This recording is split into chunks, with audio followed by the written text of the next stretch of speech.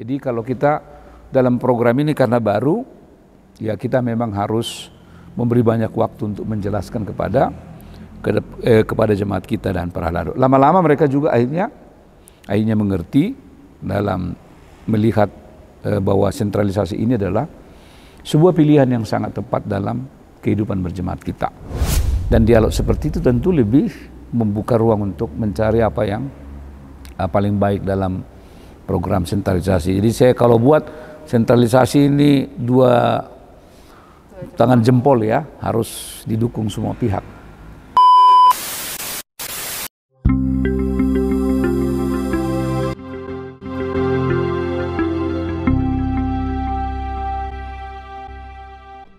Selamat siang Bapak Ibu yang terkasih, sudah lama tidak berjumpa dengan saya. Saat ini saya ada secara khusus terbang dari Silangit menuju Jakarta untuk bertemu dengan salah seorang narasumber kita yang akan membicarakan tentang sentralisasi secara khusus mengenai peranan beliau yang sebenarnya sangat signifikan untuk memimpin para pendeta yang ada di HKBP. Saat ini sudah ada bersama dengan saya Pendeta Maulinus Siregar. Selamat siang Amang. Selamat siang. Apa kabar? Baik Amang? Baik, senang bisa bertemu ya. Ini untuk pertama sekali ya? Betul Amang, baru pertama kita langsung secara bertatap muka. Ya, terima kasih. Oke Amang, pertama-tama Amang tentu mungkin teman-teman yang menonton, Bapak Ibu sekalian juga belum terlalu mengetahui Amang tentang saat ini jabatan Amang sebagai seorang KRP. Mungkin boleh dijelaskan sedikit Amang tentang peranan Amang selain menjadi pendeta resort di HKBP Taman Mini. Silakan Amang. Terima kasih. Salam bertemu teman-teman, terutama generasi muda yang mengikuti acara ini. Saya Pendeta Maulinus Siregar di HKBP Taman Mini sebagai pendeta resort dan diberikan tugas lain oleh HKBP sebagai Ketua Rapat Pendeta HKBP. Mungkin sebagian belum dapat memiliki pengertian yang lengkap tentang KRP, tapi yang pasti tugasnya adalah untuk memimpin rapat Padita Hatopan. Jadi setiap pendeta akan berkumpul dalam sebuah rapat bersama dan KRP memimpin rapat itu dalam membicarakan masalah teologia dan masalah puda yang berhubungan dengan apa yang diperlukan oleh HKBP dalam menjelasi posisinya sebagai sebuah gereja. Juga tugas KRP ikut serta dalam undangan rapat pendeta distrik, membicarakan para pelayan yang menghadapi masalah, juga mengkoordinir pengumpulan tupak liak pendeta. Ini semacam sebuah dana solidaritas pendeta yang akan bermanfaat nanti bagi pendeta yang pensiun ataupun mengalami kedukaan. Ya kira-kira gambaran besarnya ya seperti itu ya. Baik Amang, karena secara khusus Amang kehadiran kami di sini ingin mencari tahu, melihat bagaimana pandangan para lado atau gereja-gereja baik yang ada di Bonapasogit maupun yang ada di kota besar. Maka saya hari ini akan mengajak Amang untuk membicarakan tentang sentralisasi Amang. Dari sudut pandang Amang sebagai seorang KRP, Ketua Rapat Pendeta, sudah berjalan 2 bulan sentralisasi kita, menuju 3 bulan di bulan Maret ini. Bagaimana sebenarnya perasaan Amang atau mungkin pendapat Amang secara umum tentang sentralisasi yang sudah berjalan ini Amang? Saya tentu sangat bersyukur sentralisasi akhirnya dapat dimulai tahun 2023 ini. Tentu dengan segala dinamikanya. Tetapi sebagai keluarga pendeta, karena saya juga anak pendeta dan opung saya sudah terlibat dalam pelayanan gereja sebagai guru sending. Opung saya juga sudah sebagai sintua pada masa No Mansion. Tentu program sentralisasi ini adalah sebuah rahmat dan berkat ya bagi gereja HKBP, karena HKBP mampu untuk dapat secara sentral mendukung seluruh pelayan HKBP tanpa membeda-bedakan, sehingga kita menegasikan apa yang sering kita sebut daerah basah dan daerah yang kering. Jadi semua sekarang para pelayan HKBP dapat memiliki kesempatan yang sama dan mereka didukung oleh satu sistem pengelolaan keuangan yang menurut saya jauh lebih baik.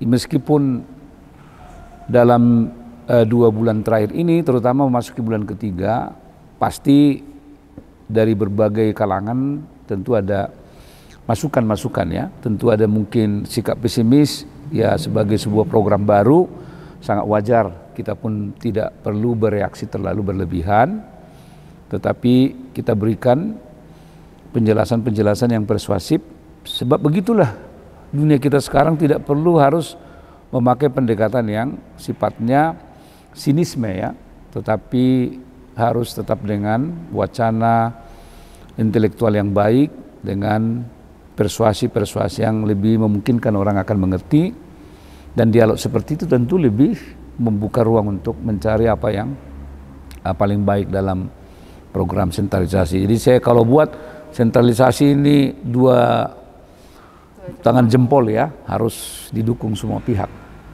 Baik Amang, tadi sedikit katakan ada yang berpandangan positif, mungkin merasa selama ini ada kebutuhan yang belum tercukupi dengan desentralisasi. Namun ketika sudah beralih ke sentralisasi, merasa mungkin pelayanan sudah lebih didukung, sudah lebih stabil, jadi bisa lebih fokus ke dalam pelayanan. Tetapi tentu ada juga yang berpandangan berbeda, Amang, karena sentralisasi ini mimpi yang sudah sangat lama baru terrealisasi di tahun 2023. Tentu ada reaksi-reaksi yang sebenarnya di luar dari yang diharapkan. Ini bagaimana Amang menyikapinya sebagai seorang KRP, Amang? Nah ya, tentu memang perspektif itu pasti beda-beda, tergantung orang yang melihat itu. Mungkin orang yang melihat dari perspektif daerah Tapanuli, sebut saja itu sebagai daerah rural area, dan daerah urban perkotaan misalnya seperti Jakarta, memang mereka mungkin melihat itu dari perspektif yang berbeda. Tapi saya sebagai pendeta sekaligus juga sebagai KRP, saya menganggap ini sebenarnya mewakili satu kebutuhan kita bersama, karena dalam sistem penempatan pendeta kita mengenal sistem pengutusan dari pusat, sending pastor, bukan call a pastor ya, bukan jemaat setempat yang meng-hire atau mengundang pendetanya, tetapi kita akan bertukar tempat atau menjalani proses mutasi. Jadi tidak ada orang yang tinggal terus di DKI Jakarta ya, atau di kota-kota. Kalau itu terjadi sampai sekarang, menurut saya itu yang harus diperbaiki di masa-masa mendatang, supaya semua orang dapat merasakan melayani di semua tempat, dan itu justru memperkaya, membuat visi ketajaman mereka dalam pelayanan itu lebih baik. Jadi terlepas ada perbedaan sudut pandang, menurut saya itu secara natur memang ya bagian dari kehidupan kita masing-masing, tapi jangan saling menegasikanlah. Artinya sentralisasi ya sekali lagi harus didukung sepenuhnya dengan berbagai kekurangan ya. Mari sama-sama kita perbaiki bersama, mari sama-sama kita coba untuk berikan masukan supaya lebih optimal apa yang dapat dihasilkan oleh program sentralisasi keuangan ini. Oh baik Amang, mungkin sedikit lepas dari jabatan Amang sebagai seorang KRP, tetapi Amang juga adalah seorang pendeta di Taman Mini. Iya.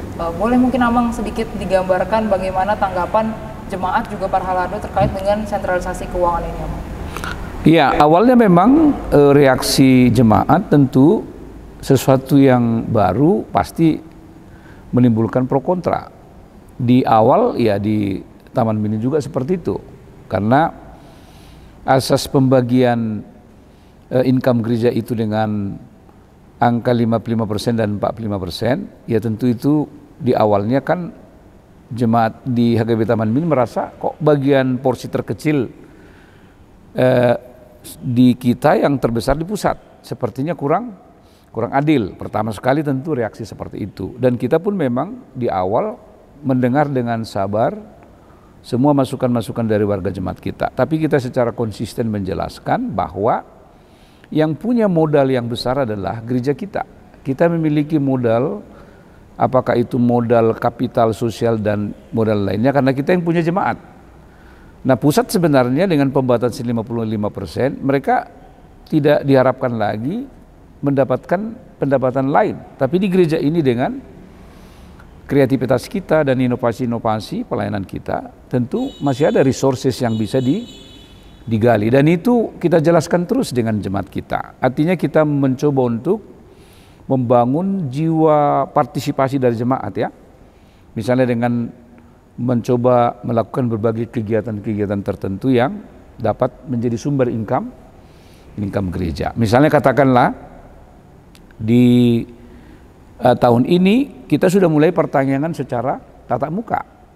Jadi dengan pengembangan atau perluasan WEG, tentu kan sumber income itu akan lebih banyak. Dan di WEG itu mereka lebih berimprovisasi mengembangkan kegiatan-kegiatan tertentu yang dapat menambah income. Jadi kita berikan gambaran-gambaran positif dan berbagai breakthrough ya, terobosan-terobosan yang mungkin dilakukan oleh jemaat.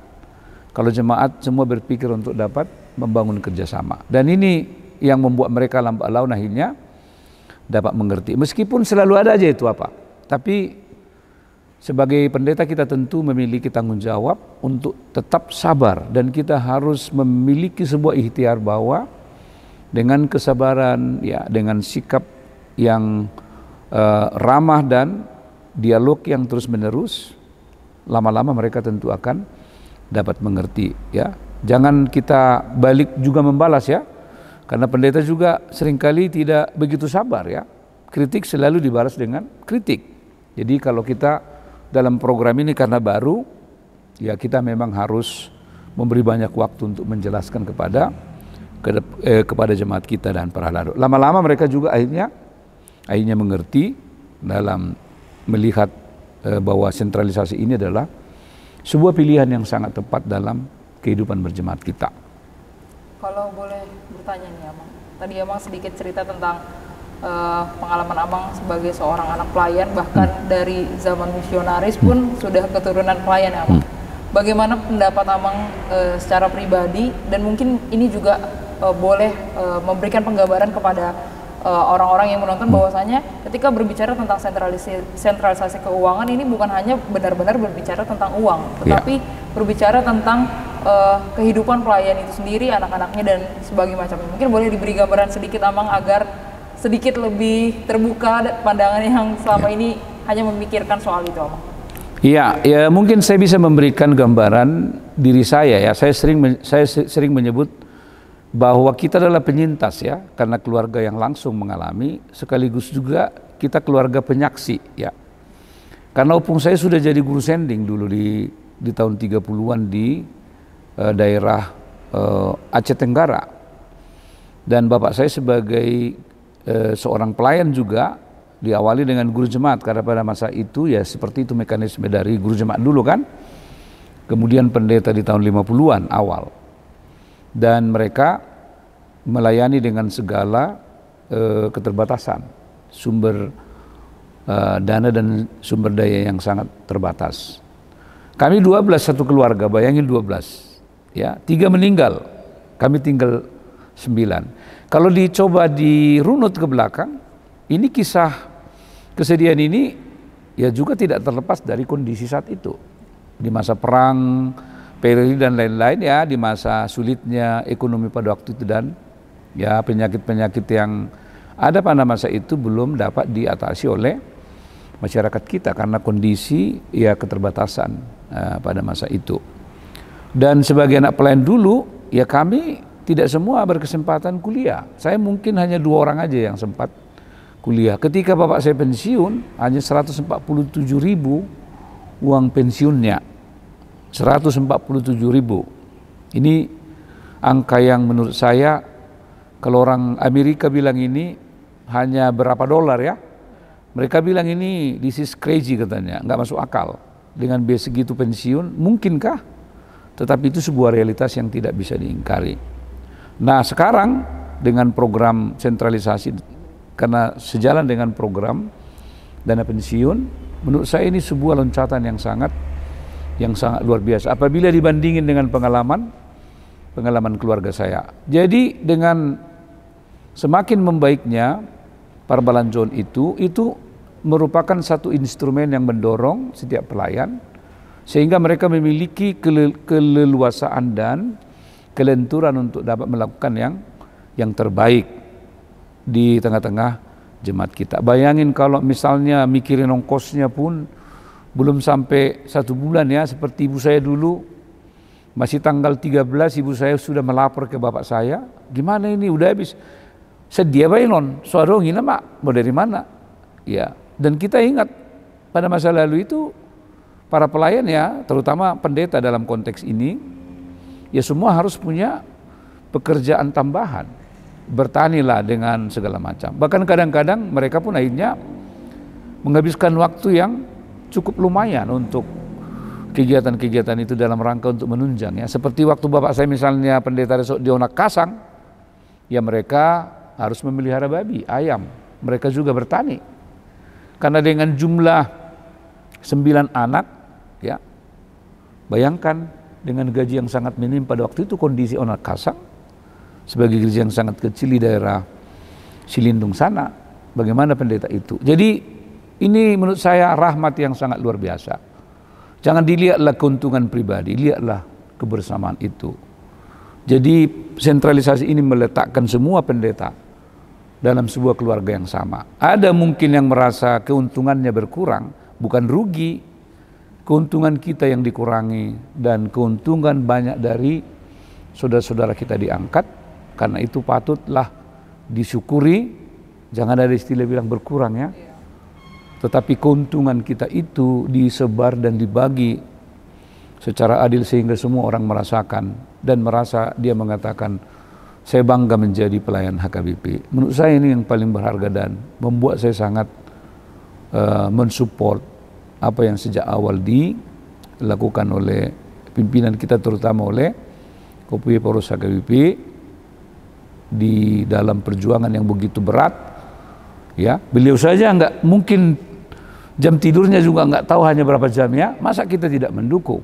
Kita pun nanti lebih lama menikmati sebagai pendeta yang masih lebih muda dari beliau ya.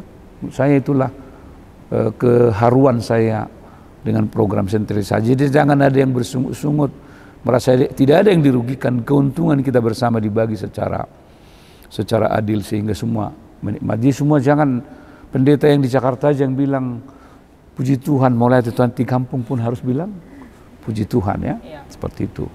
Oke, baik Amang. Saya sepertinya tadi sudah mencakup dengan pesan Amang yang bisa diterima oleh teman-teman yang menonton, juga mungkin Bapak Ibu yang menyaksikan tayangan ini. Terima kasih banyak Amang sudah bersedia untuk saya wawancarai, juga memberikan pemahaman yang lebih lagi kepada penonton kita hari ini. Ya, demikian Bapak Ibu untuk wawancara kita hari ini. Semoga Bapak Ibu menerima informasi yang lebih mendalam terkait dengan sentralisasi keuangan dan bisa melihat lebih jauh, bukan hanya tentang keuangan, tetapi ini jauh melebihi hal itu, yaitu tentang kehidupan pelayan, juga keberlangsungan pelayanan yang akan jauh lebih profesional dan jauh lebih berfokus. Kiranya melalui program sentralisasi keuangan ini juga nama Tuhan tetap dipermuliakan. Tuhan Yesus memberkati kita semua. Shalom. Shalom. Terima kasih.